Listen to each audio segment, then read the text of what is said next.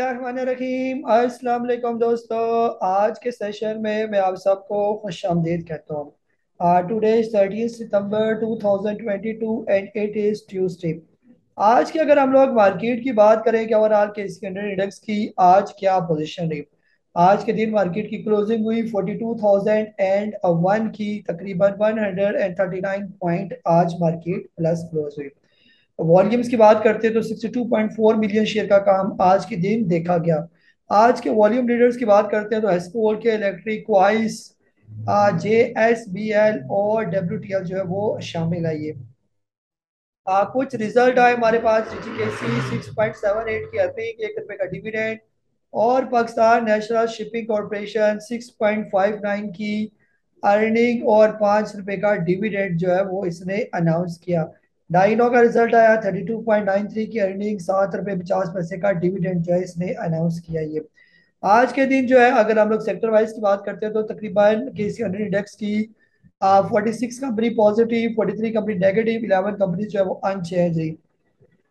Sector की बात करते हैं तो कमर्शियल बैंक, सीमेंट, इसके अलावा power generation, automobile assembler, chemical, pharma sector, food और पर्सनल केयर, टेक्सटाइल सेक्टर, ये सारे तकरीबन पॉजिटिव रहे।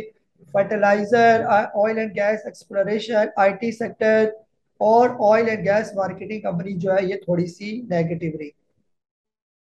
आज के दिन के वॉल्यूम की बात करते हैं तो तकरीबन एवरेज वॉल्यूम से लो वॉल्यूम और बिल्कुल लो वॉल्यूम है 62.4, और एवरेज भी तकरीबन 66.9 मिलियन जो है ओवरऑल एवरेज वॉल्यूम चल रहा है, जो इंतहाई लो वॉल्यूम है। आज की अगर हम लोग बुल्स एंड बियर्स की बात करते हैं तो बुल्स में UBL, मिलर ट्रैक्टर, निज़ार बैंक, हपको, HBL। और टॉप बियर्स में सिस्टम, FFC, एफर्ड और JDC पोल जो है वो शामिल है। ये मार्केट मैप की बात करते हो तो मार्केट मैप में आज के दिन जो है हमें कुछ स्टॉक जो है वो प्रोमिनेंट नजर आ रहे हैं, जैसे JSBL, क्वाइस, एस्कोल, Pioneer, Maple Leaf, PSX, DSL, FFBL, ये काफी, TRG, WTR, यूनिटी, ये काफी बेहतर है। ये यानी कि वॉल्यूम वाइज और परसेंटेज वाइज की बात करते हो तो क्वाइस क्वाइस की खबर आई, जैसे अगर आप लोग हमारा लाइव सेशन देखते ही रहते हैं तो आपसे पहले भी अर्ज किया था कि क्वाइस को डिफॉल्टर में डाल दिया गया था, लेकिन हम डिफॉल्टर की जो मैंने रीजन आपको बताई थी कि इतनी कोई बड़ी वजह की बड़ी वजूहत नहीं है क्वाइस को डिफॉल्टर में डालने की वजह से। हमारे एक मेंबर ने रिपोर्ट भी शेयर की थी हमारे साथ कि एक मामूली सी रीजन की वजह से डिफॉल्टर में डाला गया, तो जल्दी ये डिफॉल्टर से निकल आएगा।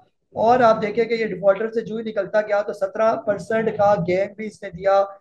और यही ब्यूटी है पेनी स्टॉक की। है पेनी स्टॉक जब चढ़ते हैं तो अच्छी परसेंटेज के साथ ऊपर जाते हैं। बाकी देख लें एस्कोल जो है वो आज 3%, इसके अलावा सुनहरी बैंक भी आज बेहतर रहा तकरीबन 5% के साथ, ये भी हमें प्रोमिनेंट नजर आ रहा है। और एक आध कोई और स्टॉक देख लेते हैं जो अच्छी परसेंटेज के साथ जो है वो हमें नजर आ रहा हो। ये JVDC जो है ये भी अच्छी परसेंटेज के साथ जब वो आज क्लोज हुआ। और इसके अलावा कोई और स्टॉक जो है खास हमें नजर नहीं आ रहा है। ये इस स्टॉक को देखे, इंपीरियल लिमिटेड, ये भी एक अच्छा ग्रीन जो है वो हमें नजर आ रहा है। रेड में अगर हम लोग देखें तो रेड में कोई खास स्टॉक हमें दूसरा नजर नहीं आ रहा। TPL इंश्योरेंस है और कोई नहीं है। ये आज की अगर पोर्टफोलियो इन्वेस्टमेंट की बात करते हैं तो बाइंग चल रही है जी फॉरेन की तरफ से। $1.206 मिलियन की बाइंग है फॉरेन की तरफ से, लोकल की तरफ से ओवरऑल सेलिंग है। और लोकल में अगर किसी ने बाइंग की हुई है तो बैंक्स ने बाइंग की, इंडिविजुअल्स ने बाइंग की हुई है। ये और तकरीबन सबकी तरफ से ही ओवरऑल जो है वो सेलिंग है।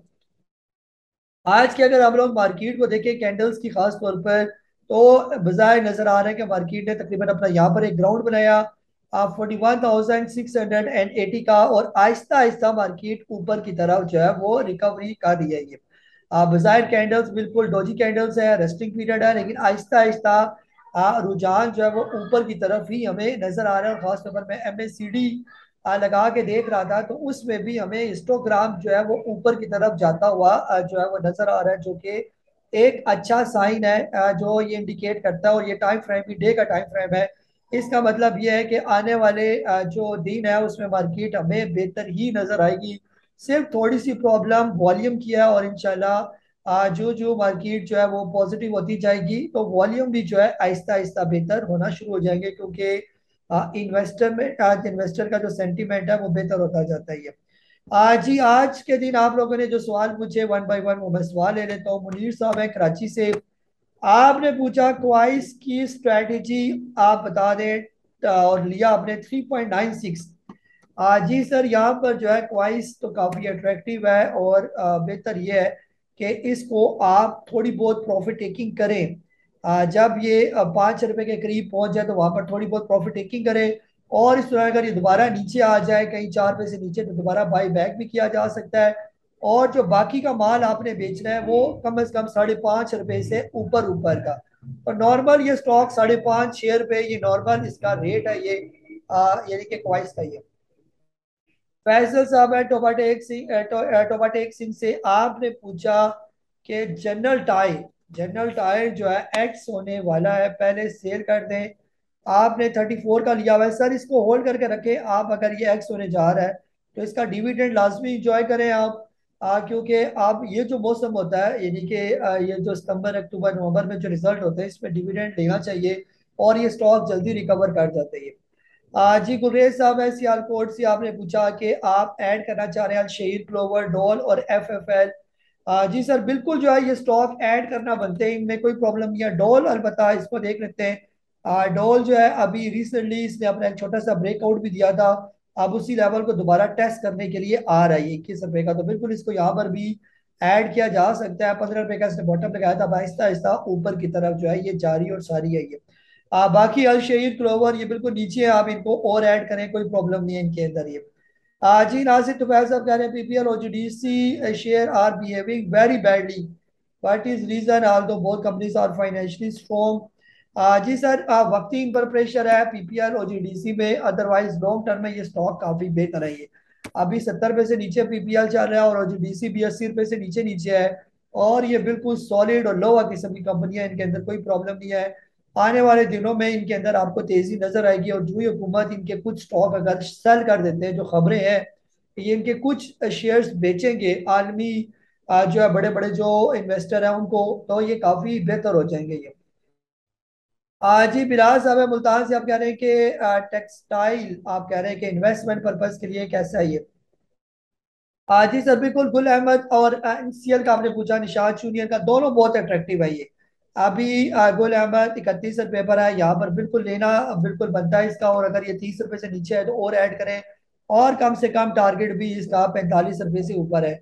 और ये यार जो है निशाद जूनियर का भी है बिल्कुल, यहाँ पर 36 रुपए के रेट पर ये बहुत अट्रैक्टिव है, इसको लिया जा सकता है ये। जी मुदस्सर साहब है जंग से, आपने पूछा कि I mostly use EMA cross and Bollinger band. My question is about time frame for Blinger Band. Can we use only and 1 day for volatility? What is the difference between hour and day time frame? Kindly tell about avian buying. जी, 2 दफा आपने sir ये message किया ये। Sir देखें ना, अगर आपने छोटे टाइम फ्रेम में काम करते हैं, जितना छोटा टाइम फ्रेम होगा वो शॉर्ट टर्म का आपको व्यू देगा ये किसी भी स्टॉक का ये। और जितने बड़े टाइम फ्रेम की बात करेंगे तो वो बड़ा व्यू देगा ये। अब जैसे जो है, जैसे अगर हम एवीएन को यहाँ पर देखें कि छोटे टाइम फ्रेम के अंदर एवीएन की क्या पोजीशन चल रही है, तो छोटे टाइम फ्रेम में फिलहाल ये साइड वेज में मूव कर रही है। और अगर हम इसको यहाँ पर EMA क्रॉस लगाते हैं ये, तो EMA क्रॉस आ गया इसका यहाँ पर, तो फिलहाल इसका EMA क्रॉस हमें साइड वेज में ही डे का नजर आ रहा है ये। ठीक है, तो अब इसको अगर हम लोग किसी छोटे टाइम फ्रेम में 15 मिनट में अगर हम इसका EMA क्रॉस देखना चाहते हैं, तो वो छोटे टाइम को शो करेगा ये। तो छोटे टाइम में क्या होगा ये, कि पहले हमेशा छोटे टाइम का EMA क्रॉस बनता है, और फिर आहिस्ता आहिस्ता ये बड़े की तरफ जो है वो कन्वर्ट होता जाता है ये। तो छोटे टाइम फ्रेम में 15 मिनट में इसको यहाँ पर क्रॉस बना हुआ है, और यहाँ से ये नीचे आ रहा है स्टॉक। इसका मतलब ये है कि छोटे टाइम फ्रेम में इसके अंदर सेलिंग चल रही है ये। और जब छोटे टाइम फ्रेम में यहाँ पर इसका क्रॉस बन जाएगा तो इसका मतलब ये है कि यहाँ पर बाइंग आएगी। फिर अगर 15 मिनट में बाइंग आएगी, फिर आहिस्ता आहिस्ता जब ये मजीद इंप्रूव करता जाएगा तो 30 मिनट का भी क्रॉस बन जाएगा। फिर 1 आवर का क्रॉस बनेगा, आहिस्ता स्टेप वाइज क्रॉस बनते जाएंगे। बहरहाल ये जो सारा टाइम फ्रेम का जो फंडा है ये मैं इंशाल्लाह अपने जो एडवांस कोर्स है उसमें बहुत डिटेल के साथ जो है वो इसको एक्सप्लेन करूंगा, और यही सारी गेम है एडवांस कोर्स के अंदर, ये सारा गेम टाइम फ्रेम की सारी गेम है ये वाली। जी, बाकी आपने एवियन का पूछा था कि एवियन अगर आपने लेना है तो फिलहाल सर ये थोड़ा साइड वेज में है, अगर आप इन्वेस्टमेंट पॉइंट ऑफ व्यू से लेना चाहते हैं तो आप इसको एकुमुलेट करते जाए 67 रुपीज से लेकर 80 रुपीज के बीच बीच में इसको एकोमोडेट करते रहे, और जब कभी ये अपना ब्रेकआउट देगा तकरीबन 90 रुपीज से ऊपर ऊपर, तो ये काफी अट्रैक्टिव हो जाएगा ये। जी इम्तियाज साहब है, आपने पूछा नेशनल फूड, आपने लिया हुआ है 150 का, और आप कह रहे हैं कि टारगेट प्राइस। सर फिलहाल अगर आप इसको लॉन्ग टर्म के लिए रखना चाहते हैं या शॉर्ट टर्म के लिए, शॉर्ट टर्म में तो 165 का टारगेट है, और लॉन्ग टर्म में कम से कम ये 230 रुपये का इसका टारगेट है ये। जी बिलाल साहब है हरीपुर से, आपने पूछा कि एनएमएल, आप कह रहे हैं कि आपने लिया हुआ है या लेना चाह रहे हैं एनएमएल। सर ले सकते हैं बिल्कुल, अभी ये बिल्कुल बॉटम रेट पर ही मौजूद है 71 रुपये पर, और कम से कम भी जो इसका टारगेट है वो 80 रुपये के करीब करीब जो है ये। और इसके अलावा आपने मुगल के बारे में पूछा, मुगल अगर आप लेना चाहते हैं तो फिलहाल जो है ये बिल्कुल यहाँ पर इसका क्रॉस बना हुआ था, यहाँ पर लेना बनता है 70 से नीचे नीचे। जब तक है आप इसको ले सकते हैं, और इसकी कम से कम भी प्रॉफिट टेकिंग लेवल जो है वो 90 रुपये के करीब करीब है ये। जी कलीम साहब है, आपने पूछा कि आपने फिर कोई चार्ट शेयर किया हुआ है। जी इसमें पूछ रहे कि what is the difference between two EPS and both are from one company, when we buy share which one we take an EPS. जी सर, ये थर्ड क्वार्टर का जो है ये ईपीएस जो है वो नजर आ रहा है ना, ये आप अल्फला की ऐप से मुझे स्क्रीनशॉट भेज रहे हैं। प्रॉपर पीएसएक्स की वेबसाइट पर जाएं, और जो कंपनी के रिजल्ट होते हैं वहां पर प्रॉपर कंपनी का रिजल्ट डाउनलोड करके वहां से ईपीएस भेजें, तो प्रॉपर मुझे समझ आए कि आप क्या पूछना चाह रहे हैं ये। ऐसे जो है ये चीज क्लियर नहीं होती जिस तरह आपने स्क्रीनशॉट करके भेजा हुआ है ये। इसमें आप देखें ना, 2020 और 2021 की जो ईपीएस है वो ईपीएस होती है किसी भी स्टॉक की। 2022 की अभी ईपीएस जब रिजल्ट आ जाएगा तो फिर यहाँ पर लिखी जाएगी, अदरवाइज यहाँ पर टेंटेटिव जो है वो लिखी जाती है ये। जी अली रजा साहब है लाहौर से, आपने कहा कि RUPL आप बाय करने के लिए या डिविडेंड के लिए रिकमेंड करते हैं या नहीं करते। RUPL से डिविडेंड के लिए फिलहाल इसको रिकमेंड नहीं किया जा सकता ना। अभी आप ये देखें कि RUPL जो है रूपाली, ये तो अप ट्रेंड में जा रहा है, यहाँ से इसने चलना शुरू किया था 19 रुपये पर, अब ये 41 रुपये पर चला गया, और ये काफी ऊपर चला गया ये। अगर आपने यहाँ के नीचे लिया होता 30-35 रुपए के करीब, तो यहाँ पर आप डिविडेंड लेना बनता है, तो इस रेट पर सिर्फ डिविडेंड पर्पज के लिए लेना बनता नहीं है, जबकि ये अभी हाई लगाकर नीचे आ रहा है, 48 रुपए का हाई लगाकर अब आहिस्ता आहिस्ता नीचे की तरफ आ रहा है। या तो ये अपना ब्रेकआउट देते 50 रुपीज का, तब ये लिया जा सकता है ये। या अगर शॉर्ट टर्म के लिए लेना है तो शॉर्ट टर्म के लिए फिर आपको स्ट्रिक्ट स्टॉप लॉस भी इसके साथ लगाना पड़ेगा ये। जैसे ये इसकी ट्रेंड लाइन है, तो इसको पहले एक दफा ट्रेंड लाइन के पास आने दें, 40 रुपए के करीब आए तो आप इसको बाय करें। स्टॉप लॉस आप रखें 36 रुपए का, और प्रॉफिट टेकिंग करें कम से कम जो है वो 45 रुपए की, तो इस स्ट्रेटजी के साथ इसको लिया जा सकता है ये।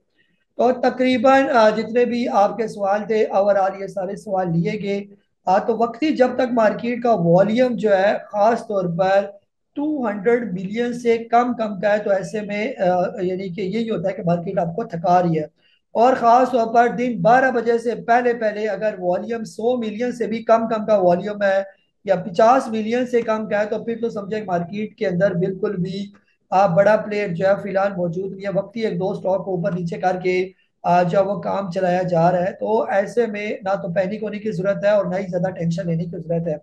लो वॉल्यूम, और जब आप देखें दिन 12 बजे का टाइम हो और वॉल्यूम भी 100 मिलियन 150 मिलियन क्रॉस कर जाए, तो उसको थोड़े से हेल्दी वॉल्यूम जब वो कंसिडर किए जा सकते हैं। और डे एंड पर यानी 3 सवा 3 बजे के बाद जब वॉल्यूम मोर देन 200 250 300 मिलियन से ऊपर चले जाएं, फिर इसका मतलब यह है कि बड़ा प्लेयर कोई थोड़ा बहुत मार्केट में आया है।